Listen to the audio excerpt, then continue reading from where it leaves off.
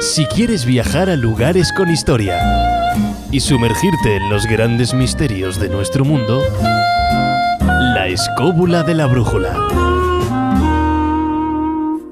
Y como parte final de este filandón, nos cogemos el zurrón del caminante y nos vamos a una región no muy conocida que toca parte de la zona mediterránea, una región que tiene misterios, enigmas y que, bueno, pues Maese nos va a intentar a ir descifrando alguno de ellos. Se trata de la Orospeda. Efectivamente, pero hoy día sí es conocida.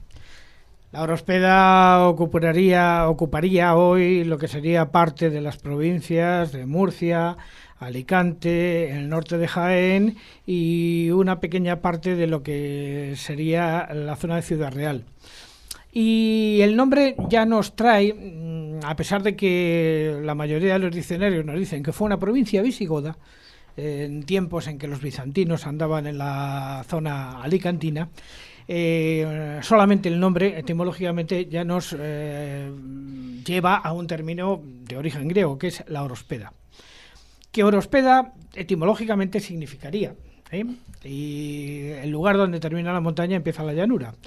De alguna manera, claro. O el lugar, según dicen otros, los más heterodoxos, el lugar a donde no puedes llegar si no vas a pie. ¿Eso en qué lengua? ¿En griego?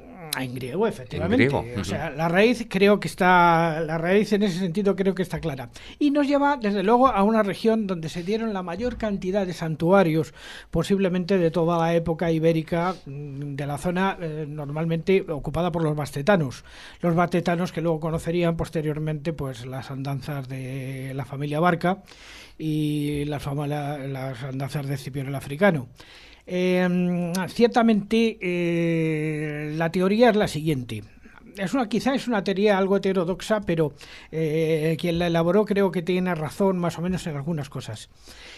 Los griegos fueron de alguna manera o vinieron hacia esta zona, de la zona que se conocía en ese momento como las columnas de Hércules, que entonces no se llamaban como hoy Gibraltar y Ben Musa, sino que se llamaría Alpe y Ávila con B. De alguna manera vendrían para comerciar, para encontrar las riquezas que habría en toda esta zona y encontrarían pues diversos reinos autóctonos. Pero parece ser que los fenicios no se adentraron demasiado hacia el interior y normalmente mandaban esta tarea a los griegos, digamos, galeotes o esclavos o aventureros que iban con ellos, que se adentraron a través de algunos de los ríos de la zona. En concreto, hablamos del río que hoy día conocemos como río Segura, y que subieron hacia el norte.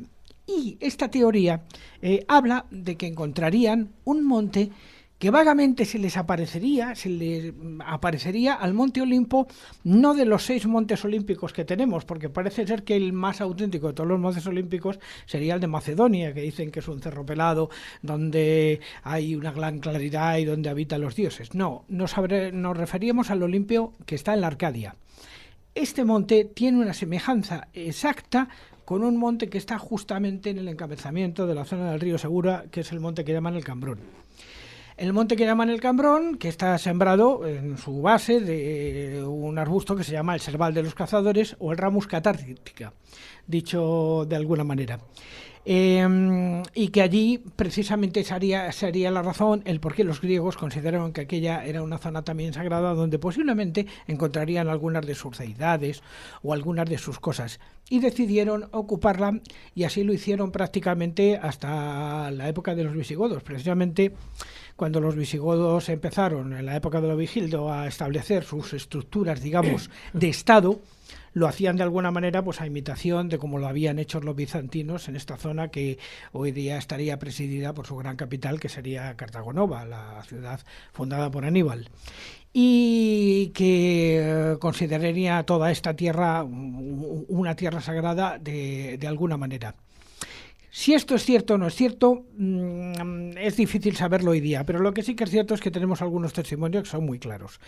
Las piscifactorías, por ejemplo, que vamos a encontrar en las playas de Calpe, o por ejemplo el puerto fenicio de la Fonteta en Guardamar de Segura, y en la serie de vasijas griegas que aparecen en todo el entorno mezcladas con la cultura del Argar, porque es que esto coincidió con la cultura mucho más antigua que se dio en la región, que fue la cultura del Argar, donde posteriormente y muchísimos años después apareció un busto muy curioso, que es el de la Dama de Guardamar, que es el que demuestra de alguna manera la continuidad estilística con la Dama de Elche. Lo que sí que parece cierto es que aquella zona fue considerada muy sagrada por todos aquellos, muy sagrada o simplemente por una razón puramente económica, simplemente la abundancia de bronce, la abundancia de calamina y la abundancia de minerales que aquí en aquellas montañas, o la abundancia de plata en lo que sería la futura Cástulo, llevaría a que se crearan allí todas estas de santuarios, como es por ejemplo el santuario de los muñecos, que lo vamos a encontrar cerca de la actual localidad de Santa Elena, donde se celebró la batalla de las Navas de Tolosa, y algunos otros santuarios que vamos a encontrar por la zona repartidos y que recogió prácticamente Juan Eslava Galán en muchísimas de sus novelas. Y bien, solamente has traído algo de música, ¿no? Sí, vamos a ver. Antes he hablado. Precisamente estamos hablando de los textos literarios y del arte. Estaba yo mordiendo los labios cuando hablábamos de los textos literarios y de la música griega, porque evidentemente, aunque nosotros tenemos un registro pictográfico de todos los instrumentos que se utilizaban y más o menos por la lógica natural sabemos cómo sonaban, porque claro, o sea, tenemos las arpas griegas, o sea, las arpas egipcias, tenemos esos grandes olifantes que utilizaban los griegos, sistros, en fin, todos estos elementos. Sí sabemos que existían una serie de cantos y una serie de danzas de la época, entre ellos el más importante quizá era el peán. El peán, que eran unos cantos dedicados al dios Apolo, con el cual, digamos, el pueblo salía a agradecerle al gran dios Apolo, más que agradecerle, implorarle la protección de todos ellos y tal.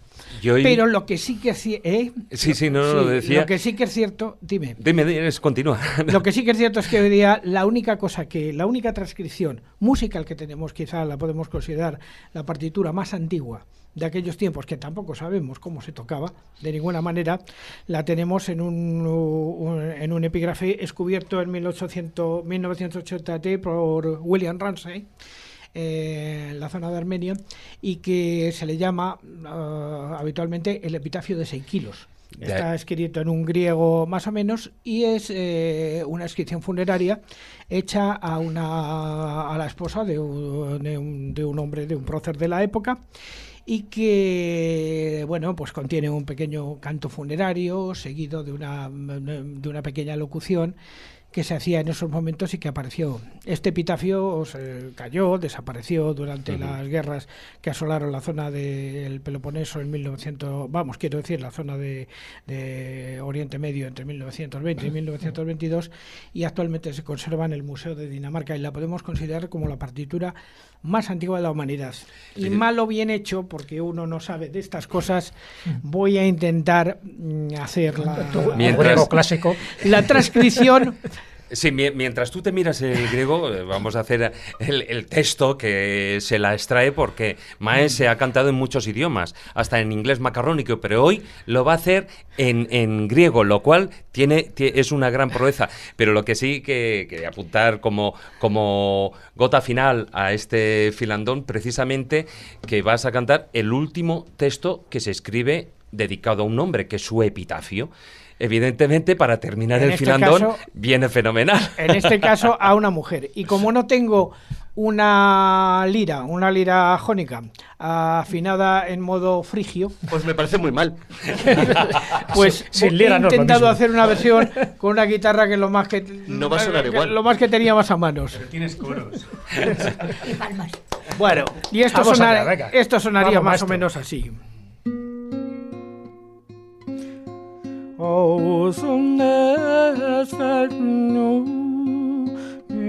Den halas i lipo prosoligon institudosen todos los cronos apetia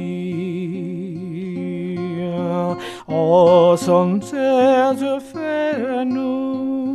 me de noios i lipo Prosoljen styrelsen, totelos kronos apete.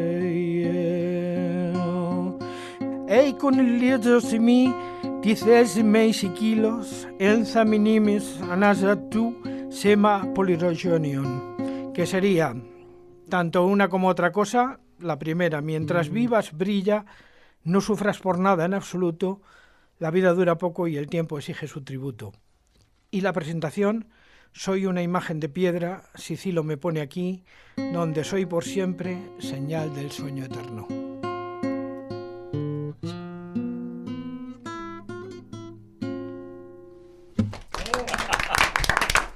Seguro que era griego. El griego, macho. Bueno.